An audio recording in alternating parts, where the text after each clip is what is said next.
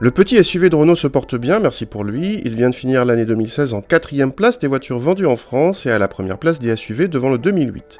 À l'été 2016, Renault lui a donné une nouvelle offre mécanique, le 4 cylindres essence TCE 120, auparavant uniquement disponible avec la boîte EDC, l'est désormais aussi avec une boîte manuelle à 6 rapports.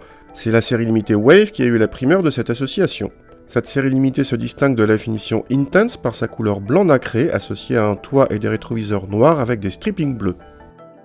A l'intérieur, la série limitée Wave propose une sellerie mixte cuir tissu plutôt agréable mais qui contraste du coup avec la qualité de présentation toujours pas très flatteuse du Captur. On trouve quelques éléments bleus dans l'habitacle tels que des surpiqûres. L'équipement de série comprend le système Airlink associé à une caméra de recul. À l'arrière, on apprécie toujours la banquette coulissante et l'habitabilité qui permet d'accueillir convenablement 2 adultes même grands. Avec la banquette reculée, le coffre est dans la moyenne de la catégorie et bénéficie d'un plancher modulable en hauteur.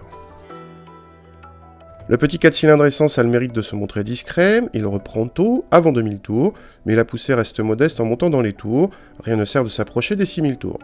La commande de boîte, puisqu'il s'agit de la nouveauté, nous a fait un peu peur à froid en se montrant légèrement accrocheuse, mais ensuite s'est révélée au contraire agréable avec une course courte permettant des passages rapides, dommage quand même que les rapports soient si longs.